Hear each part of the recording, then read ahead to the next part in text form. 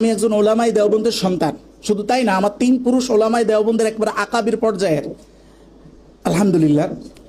তো সে জায়গা থেকে আমাদের ভুল বুঝাবুঝিটা আর এখনকার বুঝ, আমার যেহেতু 2টা বুঝ, একটা বুঝ থেকে আরেকটা বুঝে ইন্তেকাল হয়েছে, মানে মৃত্যু হয় নাই আর কি, পরিবর্তন হয়েছে। তো সেই জায়গাতে আমি 2টার উপর একটা কম্পারিজম যেটা দেখাইতে সক্ষম হয়তো ইনশাআল্লাহ, ওমা তৌফিক ইল্লা বিল্লাহ। প্রথমত কথা হচ্ছে, আমাদের আকীদার একটা কিতাব পড়ানো হয়, কিন্তু সত্য কথা হলো ওই আকীদার কিতাবটা দিয়ে আকীদার একটা চশমা আমাদেরকে হাতে দেওয়া হয়, কিন্তু সেটা পড়তে দেওয়া হয় না। এই কথাটা রহস্য থাকুক, আমি শেষের দিকে ক্লিয়ার করে দিব। প্রথমত হচ্ছে, আমি সংক্ষিপ্ত করে ফেলি যে আমাদের ওই আকীদার কিতাব আপনারা সবাই জানেন, আলিয়াতেও পড়া হয়, যে আল ইমাম সাআদউদ্দিন আত-তাফতাজানি ওনার লিখিত কিতাব আল আকায়েদ আন-নাসাফিয়া।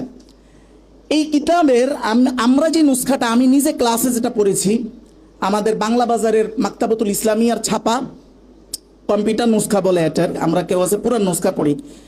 এই কিতাবের 226 নম্বর পৃষ্ঠায় ইমাম তাফতাজানি স্পষ্ট এই কথা বলতেছেন যে আন্নাল আম্বিয়া আলাইহিস সালাতু ওয়াস সালাম মাসুমুন আনিল কিযব খুসুসান ফিমা ইয়াতাআল্লাকু বিআমরি শারা'i ওয়া তাবলীগিল আহকাম ওয়া ইরশাদিল উম্মাহ ওয়া আম্মা আমদান ফাবিল ইজমা ওয়া আম্মা সাহওয়ান ফাইন্দাল আকসারিন। কথাটা খেয়াল করা, প্রথমত আম্বিয়া কেরাম মাসুম সমস্ত মিথ্যা থেকে, বিশেষভাবে তাবলীগুর রিসালা, ওনাদের রিসালাতের কাজকে পৌঁছে দিয়েছেন, এটার ক্ষেত্রে সকল মিথ্যা থেকে মাসুম। সেই মিথ্যা যদি ওনার ইচ্ছাকৃত হয়, সকল আহলে সুন্নাহর মতে মাসুম, তবে যদি সেটা ভুলবশত হয়। এবার ইমাম তাফতাজানি বলতেছেন, হ্যাঁ অধিকাংশের মতে মাসুম। তো অধিকাংশের মতে কেন, সবার মতে না? জি, এখানে 2 একজনের ভিন্ন মত আছে। এর মধ্যে একজন বিশিষ্ট ব্যক্তি হলেন আবু বকর বাকিল্লানি, ইমাম আবু বকর বাকিল্লানি।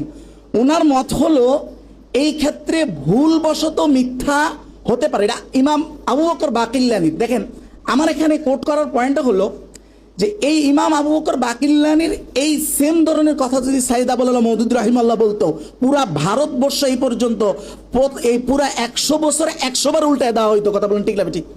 100 বার।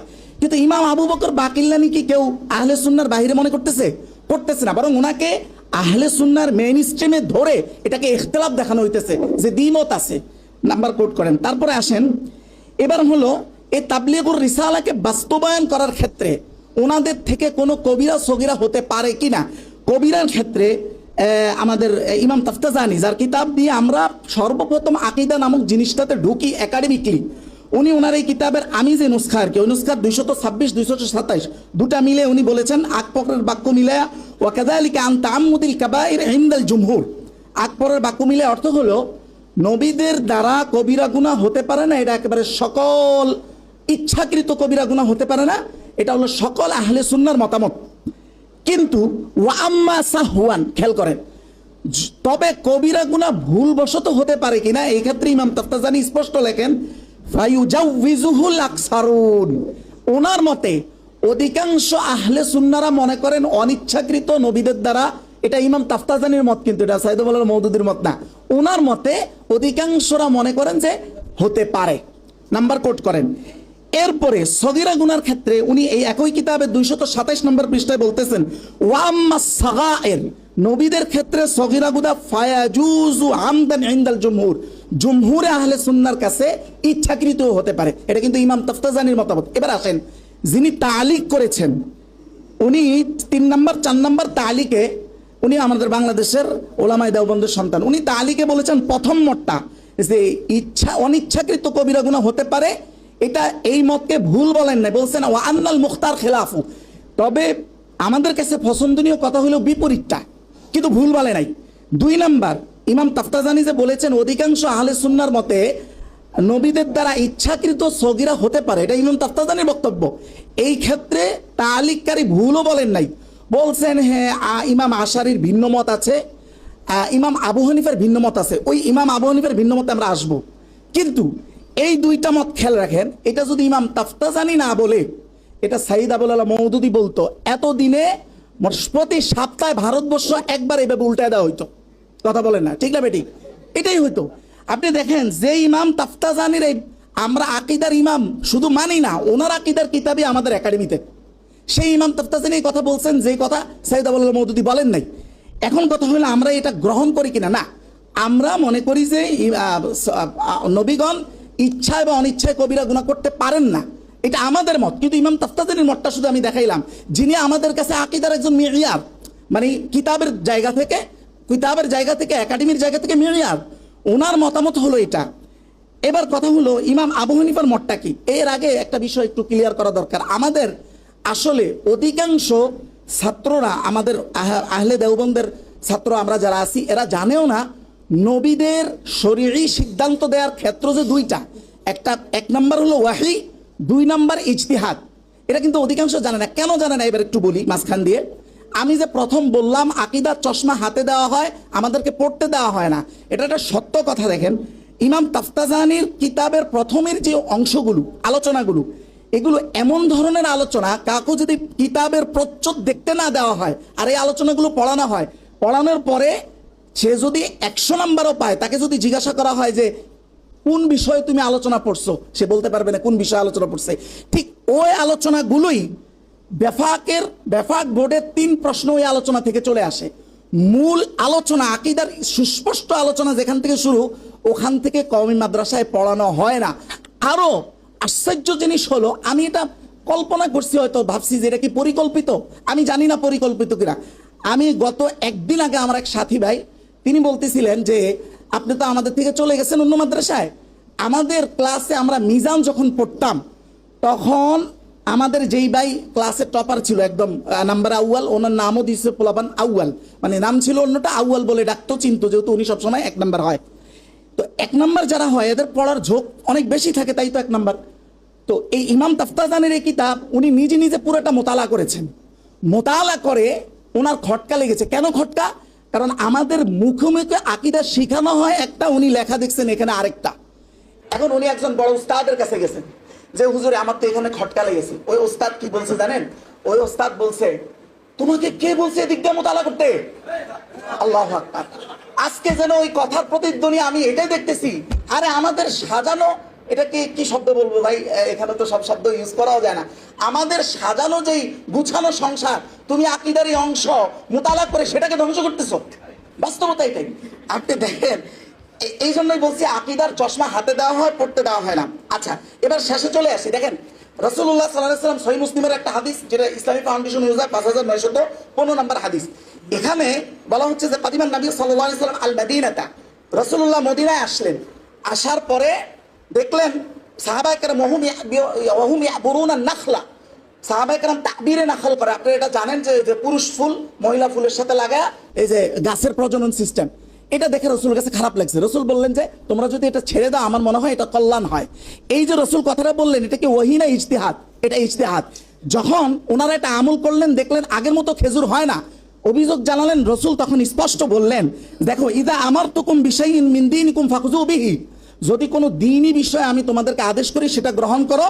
আর যখন ওয়াইজা আমারতুকুম বিশাইইন মিন রাই, আমার ইজতিহাদ থেকে কোনো কিছু বলি, তাহলে ইন্নামা আনা বাশার, আমি তোমাদের মতো মানুষ, তোমাদের গবেষণা যেইভাবে ভুল হতে পারে আমারটাও ইন্নামা আনা বাশার, আমিও তোমার মতো। তাহলে দেখেন এখান থেকে বোঝা যায় ইজতিহাদ। তবে ইজতিহাদটা যদি দ্বীনের বিধানের বিষয় হয় আর সেটা যদি ভুলের দিকে যায়, আল্লাহ সাথে সাথে ওহী দ্বারা সেটা সহি করে দেন। ওই যে আবাসা ওয়া তাওয়াল্লার ঘটনা একই। জি, তাহলে এবার দেখেন সর্বশেষ চূড়ান্ত মতামতটা কি। মূলত সাইয়েদ আবুল আলা মওদুদী রাহিমাহুল্লাহকে ইসমতে আম্বিয়ার ব্যাপারে ওনার তাফহিমাত থেকে যতগুলো অভিযোগ, সবগুলো অভিযোগ সাইয়েদ আবুল আলা মওদুদী ঠিক জমহুরে আহলে সুন্নাহর যেই মতামত, ওই মতামতের উপরে তাফসির করছে, তারপরও এই অভিযোগগুলো আসছে। সেই মতামতটা কি? ইমাম আবু হানিফার মতামত দেখেন।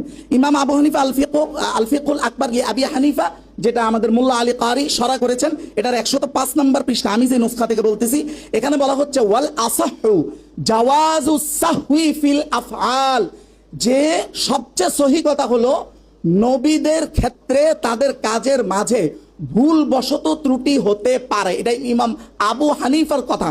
নাম্বার 2 দেখেন, উনি একটু পরে লিখতেছেন ওয়ালাকিন বিতরিকিস সাহউই ওয়ান নিসিয়ান ইউসাম্মা যালিকা জাল্লা, নবীদের ভুল ত্রুটিকে ওনারা নাম রাখছেন জাল্লা। তার বাংলা, তার সরাসরি ট্রান্সলেশন হলো পদস্খলন।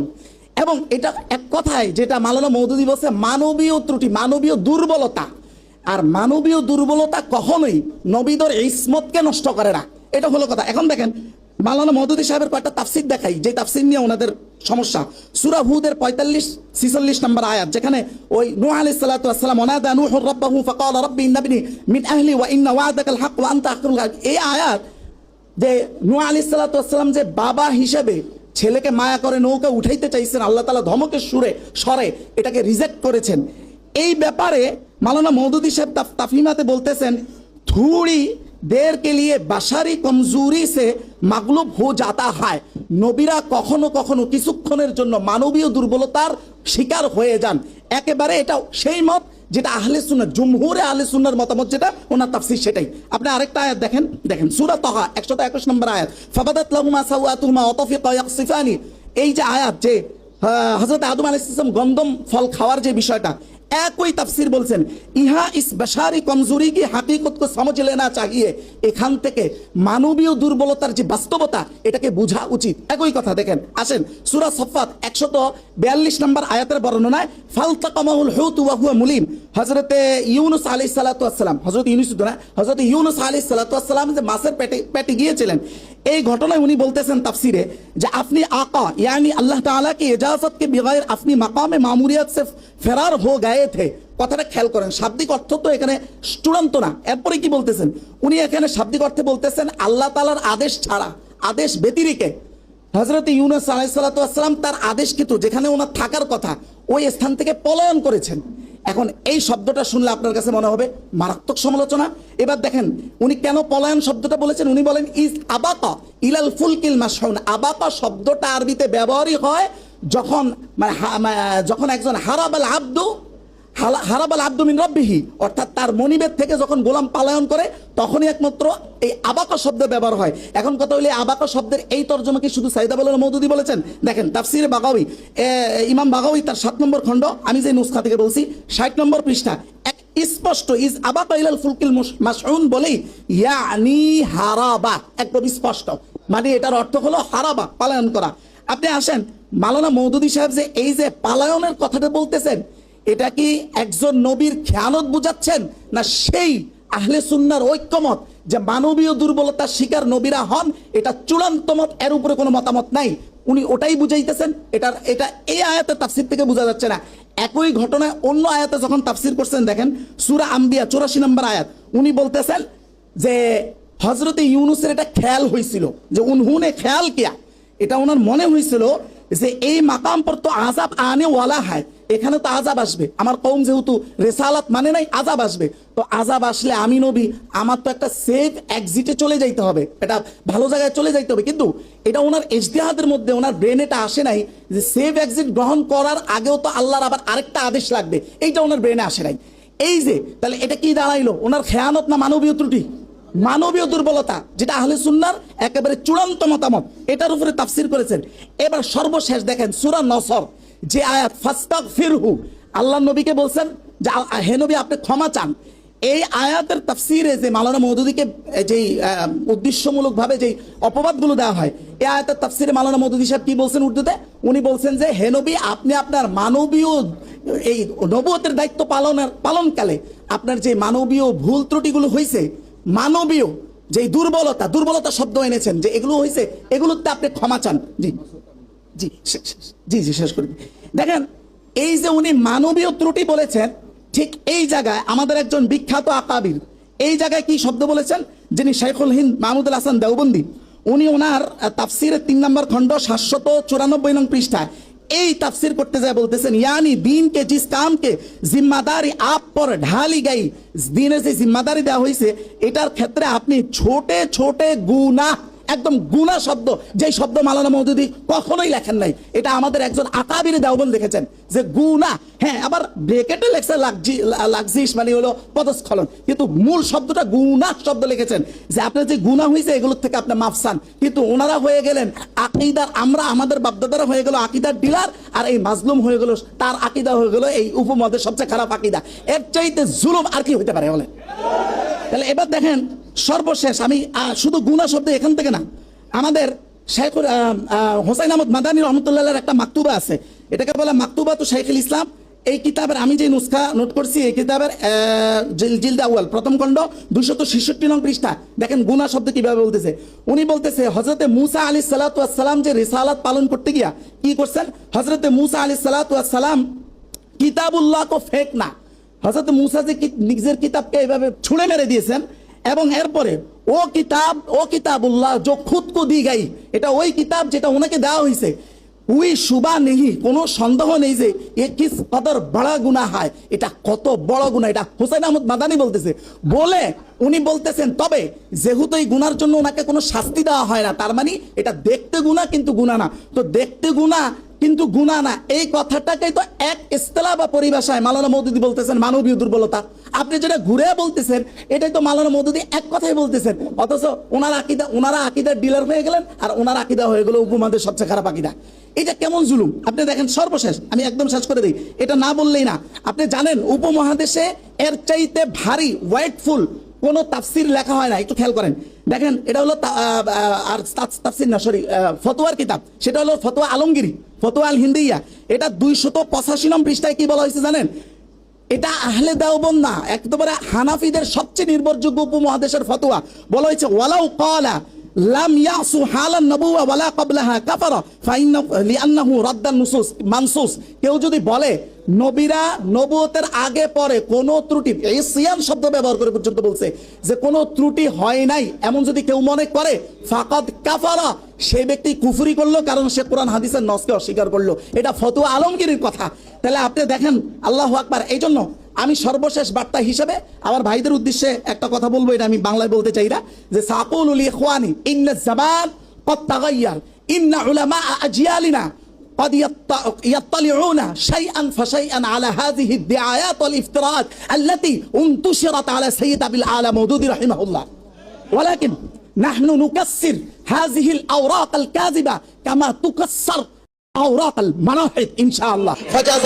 فجزاكم الله خير. السلام عليكم ورحمة الله.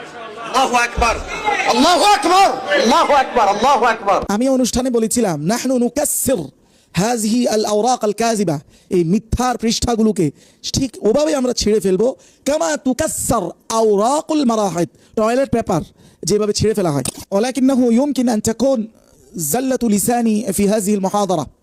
এখানে কারণ এমন একটা পরিবেশ ছিল, এত বড় মানে উলামা আল বারিজুন যারা, তাদের মাঝে তাদেরকে ওভারটেক করে আমাকে আলোচনা দেয়া, এটা রীতিমতো কানা সিকালান কাবীরান আলা রাসি। তবে একটা কথা স্পষ্ট, ফাবাবি মাফতুহ, আমার দরজা সব সময়ের জন্য খোলা। কোন বিষয়? আনা আতাহাদ্দাকুম মুবাশারাতান বিল মুবাহালা আলা আই শাই হাযিহি আল মুবাহালা ফাআনা قلت لكم إن كنتم صادقين على أن 10 من أكابرنا من أجدادنا مع حسين أحمد مدني رحمه الله أيضا أنهم لم يكذبوا على سيد أبي العلا مودودي رحمه الله أبدا، فقوموا بها، فقوموا بالمباهلة، فأنا أقوم في أي وقت وفي أي مرحلة وفي أي حالة وفي أي وضع، فأنا أقوم بالمباهلة إن شاء الله. ولكن الوضع الذي وقعنا فيه بأي مرض الذي جعلني عاجزا، إن هذه الحالة وهي من المستثنى إن شاء الله. ولكن عدا ذلك فأنا مستعد لهذه المباهلة। এই কথাটা হলো এটা যে মাত্র 10 জন আকাবির, লক্ষ লক্ষ আলেম বাদ দেন, 10 জন আকাবিরের কথা আমি বলেছি, হোসেন আহমদ মাদানী সহ, তারা যদি আপনার বিশ্বাস হয় যে আবুল আলা মওদুদির ব্যাপারে কোনো মিথ্যা বলে নাই, বিকৃত উপস্থাপনা করে নাই কোনোদিন, জেনে বা না জেনে, হ্যাঁ, বিল ইরাদা আও বিদুনিহা, জেনে বা না জেনে, তাহলে আপনি মুবাহালায় আসেন, মুবাহালার কসম করেন।